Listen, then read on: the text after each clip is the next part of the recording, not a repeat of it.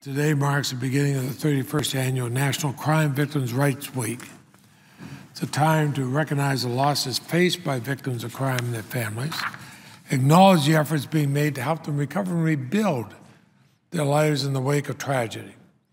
It's a time to reflect on all that we've accomplished, but then focus on what we have to yet do to help victims. Of course, one of the best tools for delivering that help is the Crime Victims Fund. Now, unfortunately, in recent months, some have sought to violate the Victims of Crime Act. They want to take money out of the trust fund for purposes and programs not authorized by the Victims of Crime Act.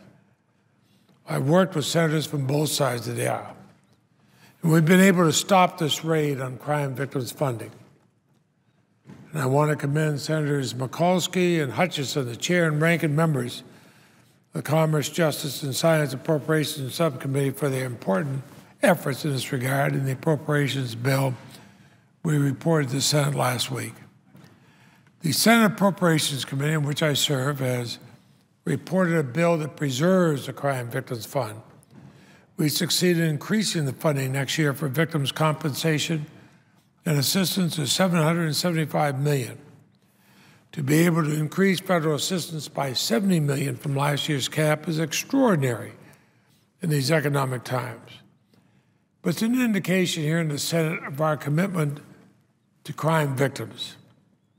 It's a matter in which I've worked with Senator Crapo, as well as Senator Mikulski over the year. And I appreciate their leadership in this effort. The Crime Victims Fund is not taxpayers' money. It comes from penalties and fines. It comes from wrongdoers. And we designed it to help victims of crime. We all know that states are being forced to tighten their belts. And when they do, victim services are being cut all over the country. Without the federal assistance from this trust fund, victims' compensation programs, and victims' assistance programs and services are going to be unavailable to many. Now, currently, pending before the Senate, is the Majority Leader's motion to proceed to the Violence Against Women's Act, S. 1925. It's legislation I introduced with Senator Crapo last year. We have 61 bipartisan co-sponsors, both parties. The bill we debate this week is based on the recommendations of victims, but also the tireless professionals who work with them every day. April is also Sexual Assault Awareness Month. And our bill takes the important step of focusing increased attention on sexual assaults, including those who are among the most vulnerable among us. So I listened to Senator Murray, Senator Feinstein, Senator Shaheen, Senator Gillibrand. After I spoke with Senator Hagan last week about the pending motion to proceed to the VAWA Reauthorization legislation, I thought how fortunate we all are to serve with him. I remember when 9 women senators joined together to contribute to the book 9 and Counting about their paths to the United States Senate. And these women have served as role models for many other young women and young girls. Even as Senator Clinton has gone on to become our Secretary of State. And there have been other changes. 6 of the 9 senators who were subjects of the book in 2001 still serve with us today.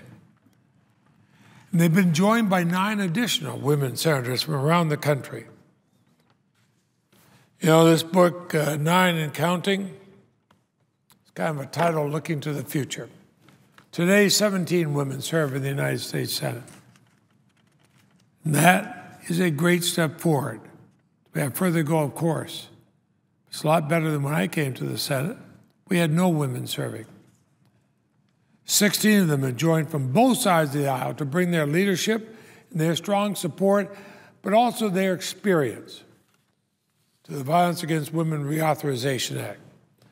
And our bill includes a number of provisions that they've championed and suggested. I'll give you one example. Our bill includes the provisions that Senator Klobuchar and Senator Hutchinson had suggested, introduces the Stalkers Act of 2011. That provision is new to VAWA. Now, it would not have been included if we simply put in a one-sentence reauthorization of VAWA rather than a comprehensive bill. We did the comprehensive bill because it makes many improvements, like the bill of Senator Klobuchar and Senator Hutchinson, the Stalkers Act of 2011.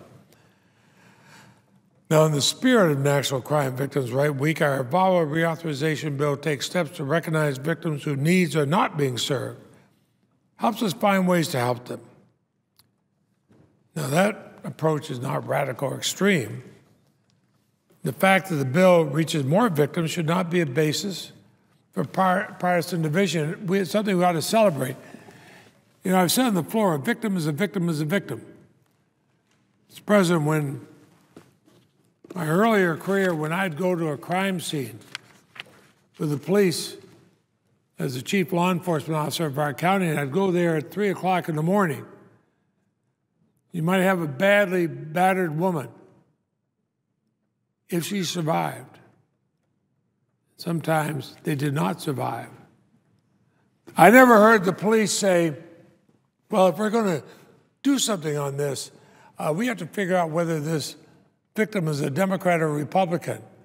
Well, we have to figure out whether this victim is gay or straight. Oh, we have to figure out. No. They said, this victim, let us find out who did this. And let's get them and let's see what we can do. The victim is still alive, what we can do to protect the victim. That's what the Violence Against Women Act has always done, and what I've tried to do for crime victims for many years. This bill reaches out to help more victims by taking responsible. Incidentally, we've done this on every reauthorization bill. We've learned from past experience how to make it better, and now we make it better by taking responsible and moderate steps, in this case, protect immigrant and Native women, and ensuring services to victims regardless of sexual orientation or gender identity. Again, under the mantra, a victim is a victim is a victim. And since its introduction last November, more than 700 state and national organizations have written to endorse the Violence Against Women Reauthorization Act.